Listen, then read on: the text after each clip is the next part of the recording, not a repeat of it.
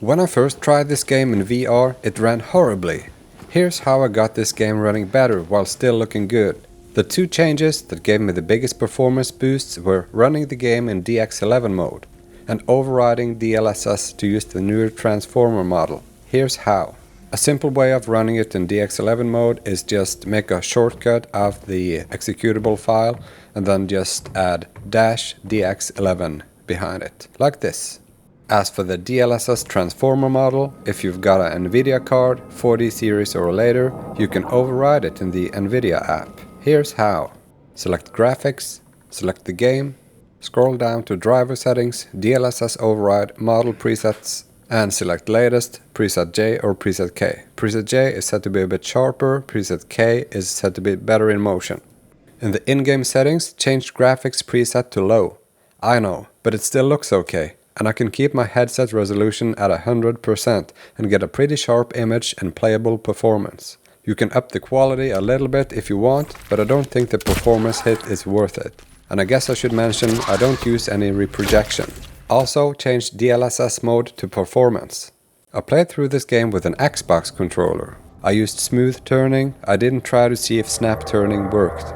I tried a UEVR plugin which gives you motion controls and a first-person view in this game, but I had problems with it when you look around using the stick. It randomly became unresponsive.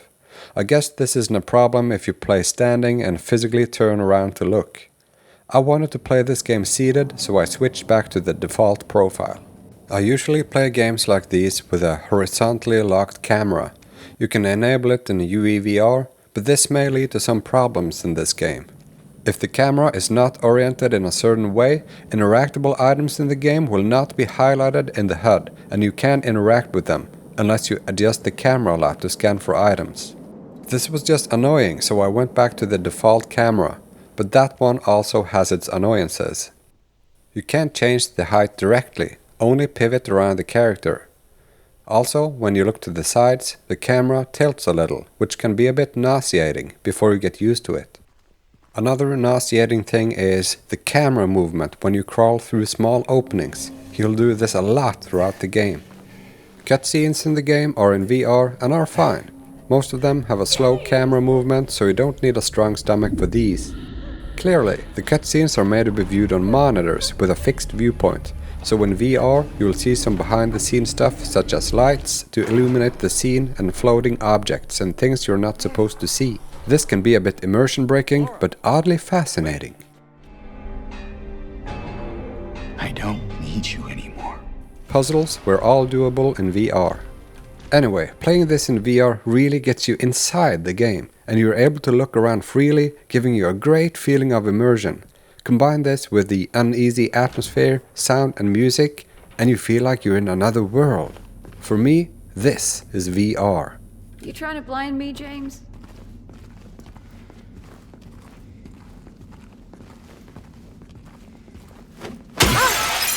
You startled me. What was that? Not sure. Better stay on your guard. I found this to be a good story-driven game. The story is told through the environment, notes and cutscenes. But I found it too lengthy. Too many empty rooms, or rooms with just ammo and heal kits in them. I think this could have been condensed down somewhat. The story, though, kept me wanting to figure out what was going on.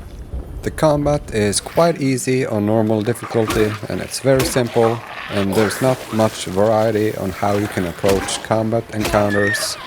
So it's mostly just point and shoot, and a bit of dodging, and the dodging patterns you learn pretty quick, and there's not a lot of enemy variety. So it's a bit boring, but the story makes up for it.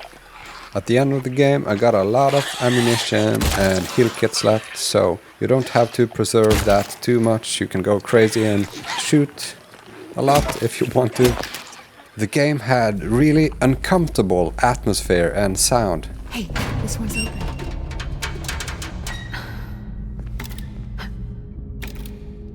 Nope. Doesn't work. Which may sound like a negative thing, but I loved that. It felt otherworldly.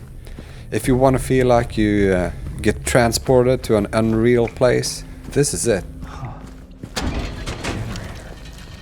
You think you could get it working? Might get the elevator running again.